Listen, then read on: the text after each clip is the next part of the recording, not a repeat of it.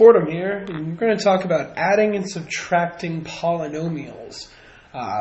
Some of you may have used this term, combining like terms, and what I really want to emphasize with this is same last name.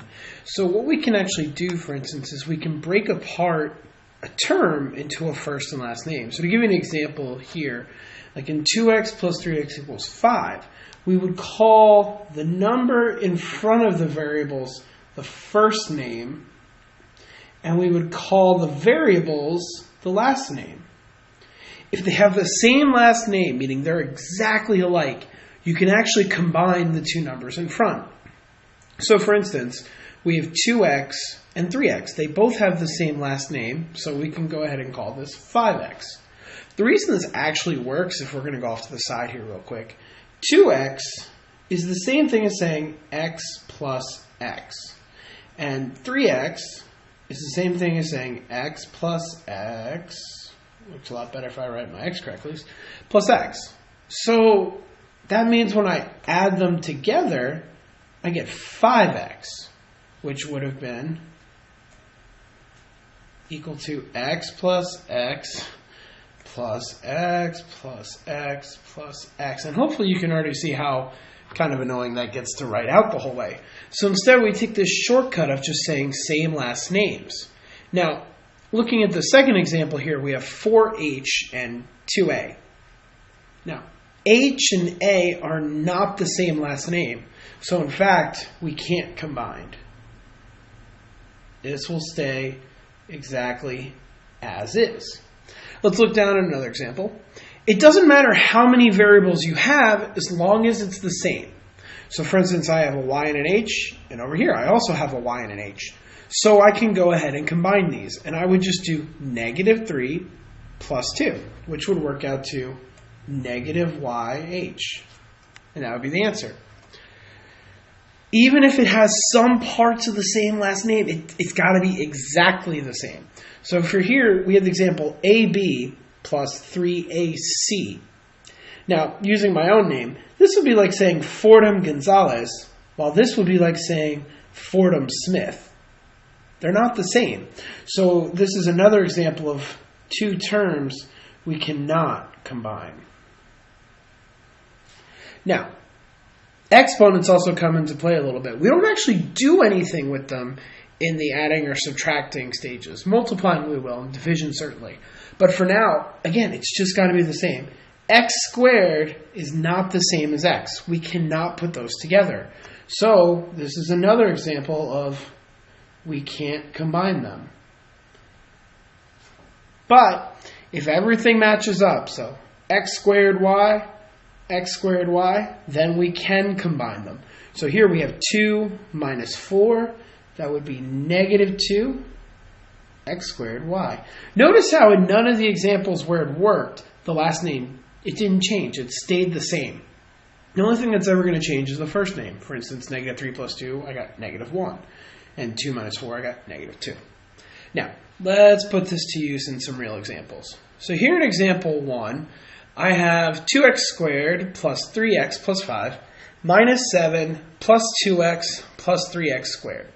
There's two approaches you can take to this, and I'm going to use the one I like the most.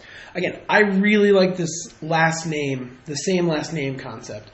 So I'm going to go ahead and circle the x squared term here, 2x squared. And I'm going to look for other terms that match. And it looks like on the very end here, I'm also going to circle x squared. I know that I'm going to combine those two. Then I also have 3x. And if you noticed, I put a box around it, a different shape just to help me out. Sometimes people use different colors, and that can be helpful too. So 3x, no, different last name. Oh, there it is. I'm also making sure to include the sign in front because that belongs to the term. And we're going to finish it off. This one's kind of a harder one once you're usually out of a circle and a square. I use a cloud next. You can use whatever. It doesn't make too much of a difference. So we'll put clouds around the numbers. And now you combined. So I'm going to start off with 2x squared plus 3x squared. Well, they have the same last name, so I can do this. 2 plus 3, that would be 5x squared. Now, another thing I kind of do to just help myself out, once I use it, I cross it out just so I don't accidentally repeat it. That does happen from time to time. Okay, next one we're going to do 3x plus 2x. Well, that's also going to be 5, but different last name, so it's just 5x. Cross out what I've used. And last, the numbers. We have 5 minus 7. Well, 5 minus 7 would be negative 2. And there's your answer. And we'll put a nice box around it to show we're done. So, when you're combining polynomials together, you just want to make sure that you're looking at the last name. Here in this next example, we have a set of parentheses trying to screw us up. Well, we only need parentheses if we're multiplying by something in front or there's an exponent. And in this first polynomial, that doesn't matter. There's nothing in front and there's no exponent. Now, there's a plus sign in front of this one, but that actually doesn't matter because it's just plus 1. Anything times 1 doesn't change it. There's no exponent, so we don't need either set of parentheses. They're just kind of there as placeholders. If you wanted, you could even rewrite the problem without the parentheses. It would not make a difference in this case. So I'm going to go ahead and just quickly write it. I'm a good visual person, so I like to make sure I can actually see what I'm doing. And again, just like the method we used before, I'm going to go ahead and circle or box the same last names. So I'm starting off with AB here. I'm going to circle it. And I'm going to look for another thing that has the same last name of AB. And there it is. So we can go ahead and combine those now. We can do 2AB plus another AB. Remember, this is technically 1AB. We just don't write the 1. So this is eventually going to be 3AB. And again, because I don't like to accidentally repeat things, cross it out. Then we have 3A.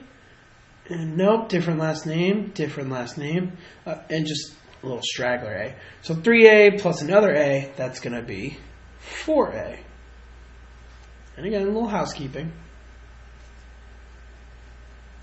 And last but not least, we have minus 4B plus B. So minus 4 plus 1, that's going to be minus 3B. And that'll give us our answer. Now, we didn't really need the parentheses here, but there's certainly some examples where the parentheses would have actually come into play. Take a look at this example here. I had to actually go on another piece of paper to do this. So, x plus 3y minus 2x minus y. The first set of parentheses, it didn't matter. We're okay. There's nothing being multiplied in front. There's no exponent. So we can go ahead and just rewrite it as x plus 3y. However, this minus sign does mess things up. What we have to do is distribute this to the different terms in the parentheses. The reason is because you always have to remember, we can't just have some random negative. It's really negative 1. And when you multiply everything by negative 1, it's going to change the signs. So for instance, this is really negative 1 times 2, which is negative 2. And this is really negative 1 times negative 1y. Well, a negative times a negative is a positive. So it changed the signs just enough where if you forget to do it, it's going to screw up the problem. You also need to remember, distribute it to every term. Remember, terms are separated by addition and subtraction. And now we just do the method like we were doing before. So I'm going to go ahead and combine the x terms and then combine the y terms. So x minus 2x, that's just going to be negative x. And 3y plus another y, that would be 4y. I would have crossed them out, but trying to save a little time here. Let's look at one more complicated example. Oh boy. So we've got 2x squared minus 3xy plus 5. Yeah, there's a lot going on here. And there's even a little pesky minus sign we're going to have to distribute. All right, we can do this. Nothing out of our reach. So first things first, parentheses in the first set. Nothing to multiply, no exponent. So we don't need them. So I'm just going to go ahead and rewrite the problem below. So minus 3xy plus 5xy squared. They weren't necessary, so I got rid of them. However, we have to distribute this negative sign. All it's really going to do is change the signs for each of the terms. There's 3 terms there. But it's just enough where it's going to mess with our head. Remember, distributing is multiplication. So I just wanted to put that there to remind you. So, negative times a positive, this is going to become minus 3x squared y. Negative times a positive, so this will become minus x squared y. And a negative times a negative, it's going to be positive now. So plus 2xy squared.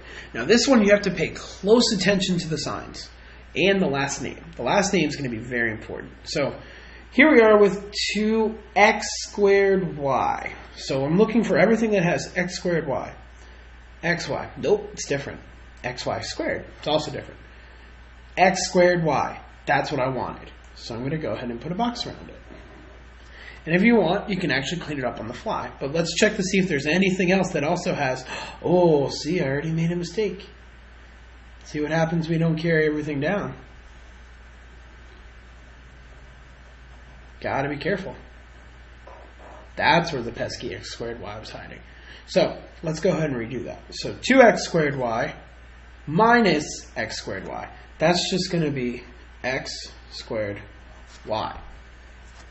So we're going to go ahead and cross out this one I used. See, math teachers make mistakes too. We're human. All right, now the next one I'm going to do, let's go ahead and see if there's anything else that's negative 3xy.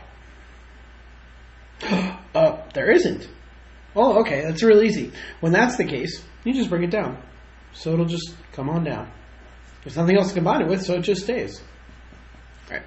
How about 5x squared y? And it looks like I actually see another thing that we're going to have to combine it with. And it looks like we're going to do 5xy squared plus 2xy squared, which will give us 7xy squared. And last but not least, my little mistake from earlier. And it actually works out with the symbol now because it's all by itself. So minus 3x squared y squared. And there you have it.